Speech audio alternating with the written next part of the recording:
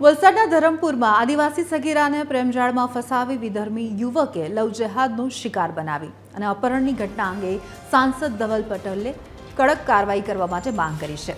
સગીરાને વહેલી તકે શોધી પરિવારને સોંપવા તેમણે માંગ કરી।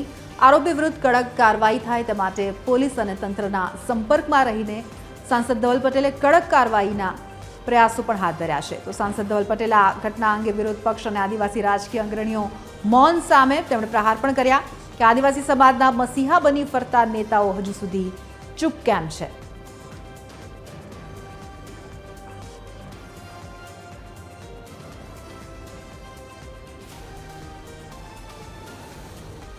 વિધર્મી યુવકે અમારા આદિવાસી સમાજમાંથી આવતી નાબાલિગ યુવતીને જબરદસ્તી ભગાડી દેવામાં આવી છે। એમાં જેવી અમને વસ્તુની જાણ થઈ અમે પોલીસ ટીમને સંકલન કરીને એમને જાણ કરી। પોલીસ ટીમ પણ સારી રીતે કામગીરી કરીને યુવતી ઘરે જલ્દીથી જલ્દી ફરે એના માટે પૂરો પ્રયાસ કરી રહી છે।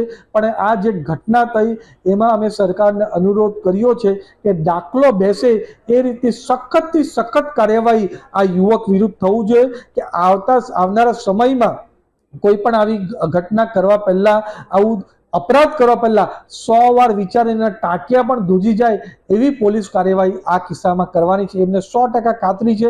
पण जे उमरगामथी अंबाजी जे विपक्षना लोको आदिवासी करे छे ए आ घटनामां पूरी रीते चूप छे।